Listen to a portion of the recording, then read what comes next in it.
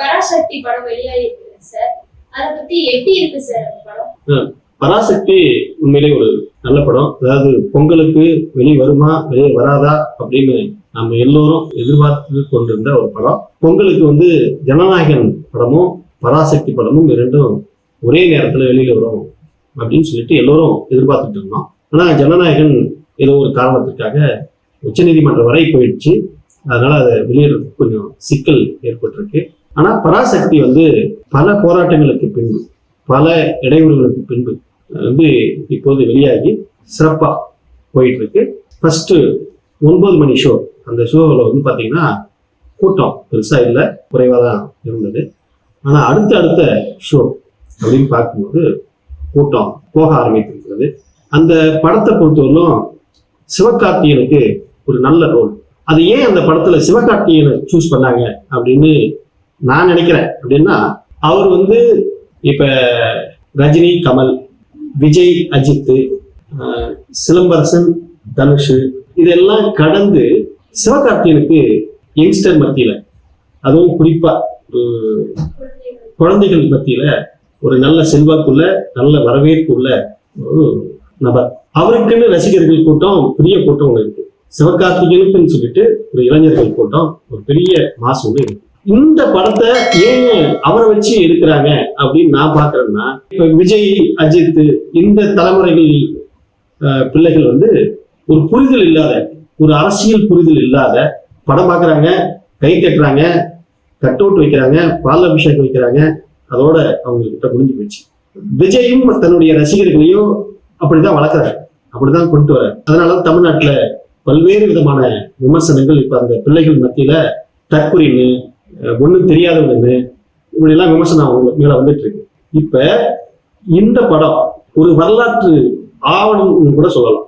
ஏன்னா 1938 தமிழ்நாட்டுல இந்தி திணிப்புக்கு எதிர்த்து மிகப்பெரிய ஒரு போராட்டம் நடந்தது. அந்த போராட்டம் தந்தை பெரியார் தலைமையில கட்டமைக்கப்பட்டது. அந்த போராட்டம் அதுக்கு அடுத்தது 1964-65 அந்த போராட்டம் மிகப்பெரிய ஒரு தீவிரமானது. மாணவர்கள் தன்னெழுச்சியா களத்துல இறங்கி 100க்கும் மேற்பட்ட, அதாவது அதுவும் குறிப்பா சொல்ல போனா பொள்ளாச்சியில 400-500க்கும் மேற்பட்ட இளைஞர்கள் உயிர் தியாகம் பண்ணியிருக்காங்க. குருவி சொல்ற மாதிரி சுட்டு கொண்டு இருக்காங்க. அவ்வளவு பெரிய தியாகங்கள் நடந்த பின்னாடிதான் இன்னைக்கு தமிழ்நாடு, நாமெல்லாம் இன்னைக்கு நல்ல ஆரோக்கியமான உடை உடுத்தி, உணவு, நல்ல வேலை, எல்லாம் வசதியா வாழ்ந்துட்டு இருக்கோம் அப்படின்னு சொல்லி கேட்டீங்கன்னா, அந்த இந்திய எதிர்ப்பு போராட்டம் ஒரு முக்கியமான காரணம்.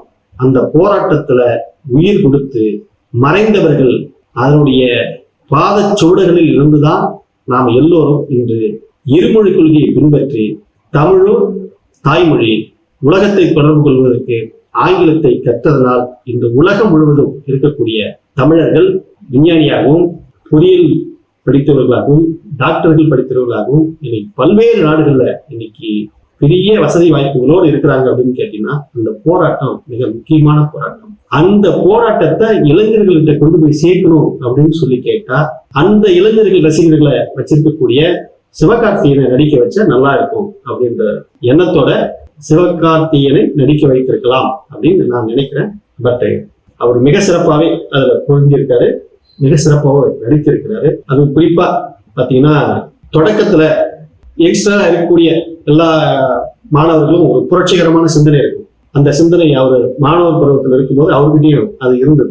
ஒரு ரயில் எரிப்பு போராட்டத்தை அவர் தலைமையில முன்னெடுத்து நடத்தி முடிச்சிருக்காரு. அதற்கு அடுத்தது ஆட்டோமேட்டிக்கா ஒரு வாழ்வாதாரம் ஒண்ணு வந்துடும். வாழ்க்கை பிழப்பு அப்படின்னு சொல்லிட்டு ஒரு வாழ்வாதாரம் ஒண்ணு வந்துடும். அதை நோக்கி பயணம் பண்ணக்கூடிய நபரா அவரு மாறுறாரு. அதுக்காகவே அவர் ஹிந்தி படிக்க வேண்டிய சூழ்நிலை வருது. அவருக்கு ரயில்வேல ஒரு வேலை கிடைக்குது. வேலை கிடைக்கணும்னா நீங்க ஹிந்தி படிச்சாதான் ரயில்வேல வேலைக்கு சேர முடியும் அப்படின்ற மாதிரியான சூழல் அவருக்கு உருவாகுது. அதற்காகவே அவர் ஹிந்தி படிக்க முயற்சி செய்கிறாரு. ஹிந்தி படிக்க முயற்சி செய்து அரையும் குறையுமா அந்த ஹிந்திய படிச்சுட்டு போறாரு. அப்பவும் ஃபுல்லா முழுமையா இங்கிலீஷ் சரளமா பேசுகிறாருல, அவனுக்கு மட்டும்தான் அங்க வேலை கிடைக்குது. என்னன்னா தாய்மொழி ஹிந்தி அதுல படித்தவனுக்கு சரளமா பேச முடியும், அவனுக்கு வேலை கொடுக்குறான். என்கிட்ட திணிக்கிறான். அவங்க திணிக்கும் போது நான் அந்த மொழியை தூய்மையா சரளமா பேச முடியல. அப்ப எனக்கு அந்த வேலை மறுக்கப்படுகிறது. ஸோ இந்தி மொழி என்பது ஏதோ ஒரு மொழி, அது அந்த மொழி மூணாவதா ஒரு மொழி படிச்சா என்ன அப்படின்னு சொல்லக்கூடியது இல்லை. இந்தி மொழி என்பது இந்தி பேசக்கூடிய அந்த ஆதிக்க வர்க்கத்தினுடைய சிந்தனையை நம்ம தலை மீது திணிக்கிறார்கள். இந்தி வெறும் மொழி அல்ல, அது ஒரு திணிப்பு, ஆதிக்க திணிப்பு. அதுதான் அண்ணா அழகா சொல்லுவார், அது ஒரு ஆதிக்கம். அது என் மொழியை நீ கற்றே தீர வேண்டும் அப்படின்ற ஆதிக்கத்தை கொண்டு வந்து திணிப்பது. அதைதான் தமிழர்கள் எதிர்த்தார்கள். அதுதான் 1964, 65 2 ஆண்டுகள்ல மாணவர்கள் எதிர்த்து உயிர் தியாகம் செய்தார்கள். அதுதான் இந்த படத்துல முழுமையா வெளிக்கொண்டு வராங்க, காட்டியிருக்காங்க. சோ சிறப்பான படம், சிறப்பா நடிச்சிருக்காரு, அதெல்லாம் நம்ம பாராட்டலாம். சார், இந்த மாதிரி திமுக பங்களிப்பு இந்தி தேர்வுல இருந்தது சார் போராட்டத்துல. இந்த படத்துல எவ்வளவு பிரதிபலிச்சிருக்காங்க சார்? அந்த படத்துல அறிஞர் அண்ணாவுடைய தோட்டத்துல 2-3 சீன்ல அண்ணா வராரு, ஒரு கேரக்டர் அண்ணா வராரு. பட் இந்த படம் முழுக்க திமுகவினர் பங்கெடுத்த மாதிரி இந்த படத்துல கொண்டுட்டு போற 2-3 இடங்கள்ல சீன்ல அப்படி சொல்றாங்க. பட் முழுமையா சென்சார்ல அதை கட் பண்ணிட்டாங்க. முழுமையா அந்த படத்துல ஏகப்பட்ட வெட்டு உங்களுக்கு வருமா அப்படின்றதுலாம் சந்தேகம் இருந்தது. சென்சார் இதையும் விடாம தான் வச்சிருந்தாங்க.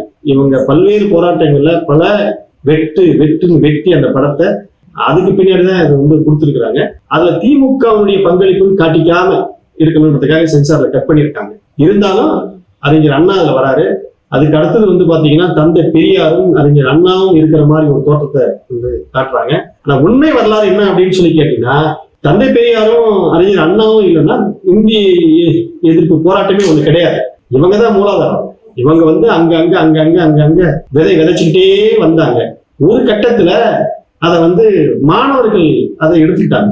அப்ப அந்த மாணவர்கள் அன்னைக்கு இன்னைக்கு வைகோன்னு சொல்றோம்ல, அன்னைக்கு வை கோபாலசாமியா இருந்த அவரு, எல் கணேசன், காளிமுத்து, எஸ்டிஎஸ் சோமசுந்தரம், இப்படி நிறைய தலைவர்கள், இன்னைக்கு தலைவர்களாக பார்க்கக்கூடிய நபர்கள் எல்லாமே அன்னைக்கு மாணவர்களா இருந்து அந்த போராட்டத்தை கையில் எடுத்து மிகப்பெரிய ஒரு சக்சஸ் கொடுத்தாங்க.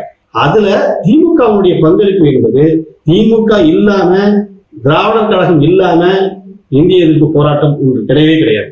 அது நீ யாரு வேணாலும் மறைக்கலாம், இன்னைக்கு இல்லைன்னு சொல்லலாம், அவங்க எல்லாம் என்ன பங்கெடுத்தாங்க அப்படின்லாம் சொல்லலாம். திமுக அந்த போராட்டங்களை முன்னெடுத்துட்டே வரும்போது அது தீ என்னன்னு கேட்டீங்கன்னா, நீங்க ஒரு தீக்குச்சி எடுத்து ஒரே ஒரு இடத்துல மட்டும்தான் பத்த வைப்பீங்க. அந்த நெருப்பாகப்பட்டது எங்க போகும் அப்படின்னு சொல்லி கேட்டீங்கன்னா, நீ எதிர்பார்க்காத இடத்துக்கு போயிடும், நீ எதிர்பார்க்காத திசை கூட போயிடும். அந்த மாதிரிதான் இந்திய எதிர்ப்பு போராட்டமும். இந்திய எதிர்ப்பு போராட்டம் நடந்தது என்னன்னு கேட்டீங்கன்னா, திமுக தான் தொடங்கியது. ஆனால் அது இறுதி முடிவு மாணவர்கள் கைக்கு போயிட்டது.